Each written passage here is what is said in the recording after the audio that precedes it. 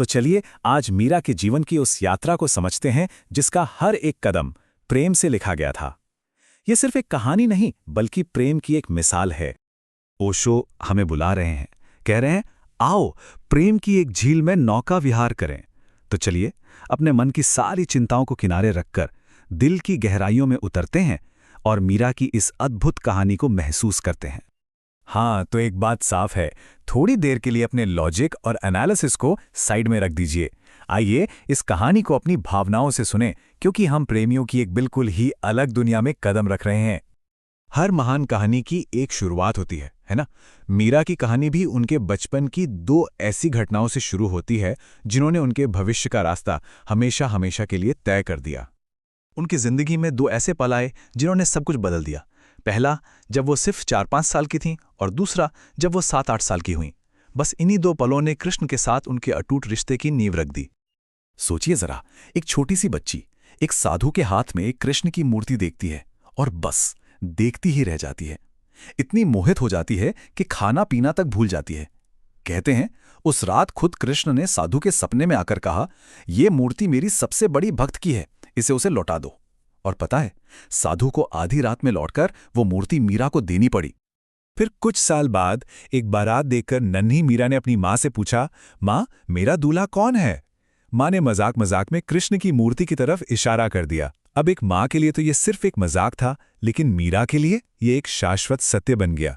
उस दिन से उनका दिल, उनकी आत्मा, सब कुछ सिर्फ कृष्ण का हो गया। अब ये समझना बहुत जरूरी है कि मीरा का रास्ता दूसरों से इतना अलग क्यों था। इसके लिए हमें ओशो की एक बड़ी दिलचस्प सोच को समझना होगा, जो हमें सच तक पहुंचने के दो अलग अलग रास्तों के बारे में बताती है। देखिए, ओशो कहते हैं कि हमारे दिमाग के दो हिस्से हैं। एक है जो तर्क, हिसाब किताब और नियमों की भाषा समझता है, इसे हम ज्ञान का मार्ग कह सकते हैं। और दूसरा हिस्सा है जो प्रेम, संगीत और भावनाओं से जीता है, और यही है भक्ति का मार्ग। मीरा ने दिमाग का नहीं, दिल का रास्ता चुना था। तो आखिर ये भक्ति है क्या? सीधी सी बात है, ये ईश्वर को जानने का नहीं बल्कि उसे महसूस करने का रास्ता है। ये तर्क की सीढ़ियां चढ़ना नहीं बल्कि प्रेम के समंदर में बस डूब जाना है। और यही मीरा की यात्रा थी। पर देखिए, मीरा का जीवन कोई फूलों की सेज नहीं था। अब हम उनके जीवन के उस दौर में चलेंगे जहां उन्हें बहुत दुख झेलने पड़े, लेकिन आप देखेंगे कि कैसे हर एक आंसू ने उनकी भक्ति को और भी गहरा और सच्चा बना दिया। 5 ये सिर्फ एक नंबर नहीं है, ये मीरा की जिंदगी में आए उन तूफानों का प्रतीक है जिन्होंने एक एक करके उनके सभी सांसारिक सहारे छीन लिए। ये 5 बहुत महत्वपूर्ण मौतें थीं जिन्होंने उनकी दुनिया को हमेशा के लिए बदल दिया। लेकिन ओशो कहते हैं ये दुर्भाग्य नहीं, सौभाग्य था। सोचिए, जैसे एक एक करके वो सारी डोरियां कट गईं जो मीरा को इस दुनिया से बांधे हुए थीं। हर एक नुकसान ने उन्हें दुनिया से और दूर और अपने कृष्ण के और भी करीब ला दिया।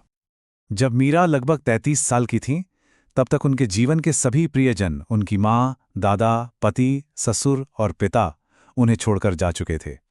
एक एक करके उनके सारे दुनियावी रिश्ते खत्म हो गए। अब उनके पास प्रेम देने के लिए सिर्फ एक ही थे, उनके कृष्ण। अब मीरा का प्रेम महल की दीवारों में कैद नहीं रह सकता था। वो एक रानी थीं, लेकिन वो आम लोगों के साथ सड़कों पर नाचने गाने लगीं।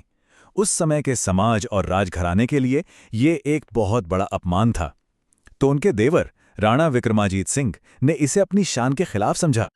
जब राणा ने उन्हें जहर का प्याला भेजा, तो मीरा ने उसमें जहर नहीं बल्कि अपने प्रिय कृष्ण का भेजा हुआ प्रसाद देखा। उन्होंने उसे पी लिया और जहर उन पर बेअसर हो गया। कहते हैं जब प्रेम इतना गहरा हो तो जहर भी अमृत बन जाता है। पर राणा रुका नहीं। अगली बार उसने एक टोकरी में जहरीला सांप भेजा। जब मीरा ने टोकरी खोली तो उनकी आंखों ने सांप नहीं देखा, उन्हें तो अपने कृष्ण का ही एक रूप दिखाई दिया। उन्होंने उसे गले से लगा लिया और वो जहरीला सांप भी उन्हें छू तक ना सका। अब हम मीरा की कहानी के उस आखिरी और सबसे रहस्यमयी हिस्से पर पहुंचते हैं, जहां भक्त और भगवान के बीच की दूरी हमेशा के लिए मिट गई। मीरा ने अपना राजपाट सब कुछ छोड़ दिया और वृंदावन और फिर द्वारका में जाकर बस गईं। कई साल बीत गए। मेवाड़ के नए राजा उदय सिंह को लगा कि भाई एक रानी का इस तरह घूमना राज्य का अपमान है, इसलिए उन्होंने मीरा को वापस लाने के लिए एक दल भेजा। मीरा ने लौटने से साफ इनकार कर दिया।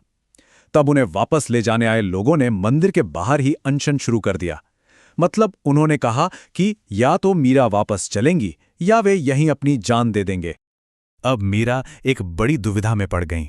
उन्होंने कहा, ठीक है, मैं तुम्हारे साथ चलूंगी, लेकिन पहले मुझे अपने प्रभु से आज्ञा तो लेने दो। ये कह के वो मंदिर के अंदर चली गईं, जहां कृष्ण की मूर्ति थी।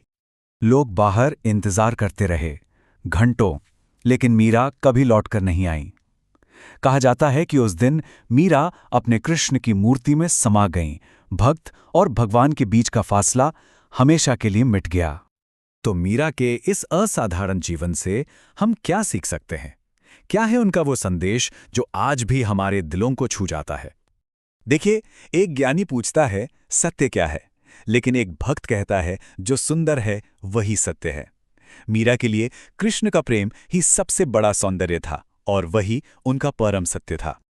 तो मीरा की कहानी हमें इस एक सवाल के साथ छोड़ जाती है, क्या दुनिया को सिर्फ तर्क और बुद्धि से ही समझा जा सकता है, या फिर क्या प्रेम और विश्वास का रास्ता भी हमें सच्चाई तक ले जा सकता है? सोचने वाली बात है।